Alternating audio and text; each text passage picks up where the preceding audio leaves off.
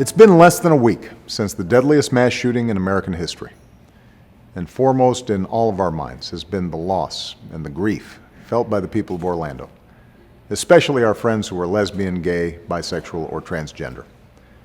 I visited with the families of many of the victims on Thursday, and one thing I told them is that they're not alone.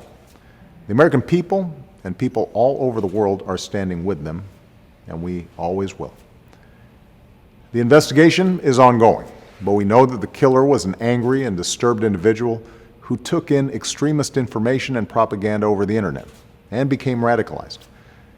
During his killing spree, he pledged allegiance to ISIL, a group that's called on people around the world to attack innocent civilians. We are and we will keep doing everything in our power to stop these kinds of attacks and to ultimately destroy ISIL. The extraordinary people in our intelligence, military, homeland security, and law enforcement communities have already prevented many attacks, saved many lives, and we won't let up. Alongside the stories of bravery and healing and coming together over the past week, we've also seen a renewed focus on reducing gun violence. As I said a few days ago, being tough on terrorism requires more than talk. Being tough on terrorism, particularly the sorts of homegrown terrorism that we've seen now in Orlando and San Bernardino, means making it harder for people who want to kill Americans to get their hands on assault weapons that are capable of killing dozens of innocents as quickly as possible. That's something I'll continue to talk about in the weeks ahead. It's also part of something that I've been thinking a lot about this week, and that's the responsibilities we have to each other. That's certainly true with Father's Day upon us. I grew up without my father around. While I wonder what my life would have been like if he had been a greater presence, I've also tried extra hard to be a good dad for my own daughters. Like all dads, I worry about my girls' safety all the time, especially when we see preventable violence in places our sons and daughters go every day. Their schools and houses of worship, movie theaters, nightclubs as they get older. It's unconscionable that we allow easy access to weapons of war in these places. And then, even after we see parents grieve for their children, the fact that we as a country do nothing to prevent the next heartbreak makes no sense. So this past week, I've also thought a lot about dads and moms around the country who've had to explain to their children what happened in Orlando.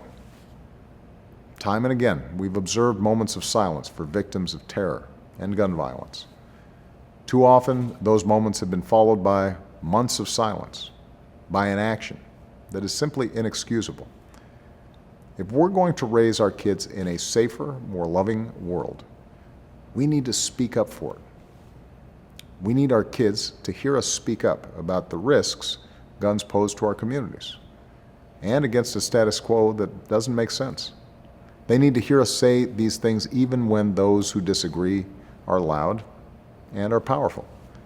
We need our kids to hear from us why tolerance and equality matter, about the times their absence has scarred our history and how greater understanding will better the future they will inherit.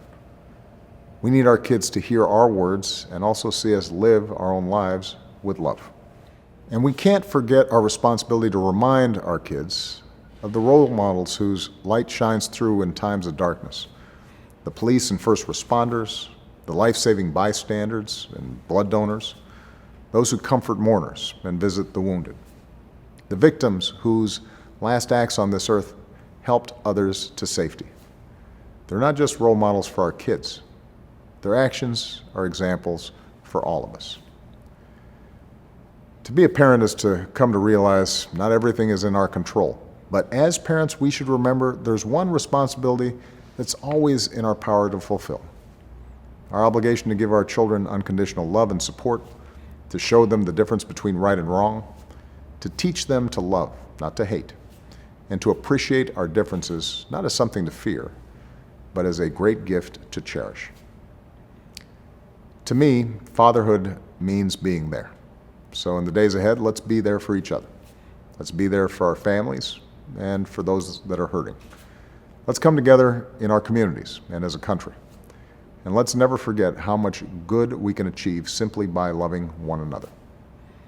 Happy Father's Day to all the dads out there, and have a great weekend.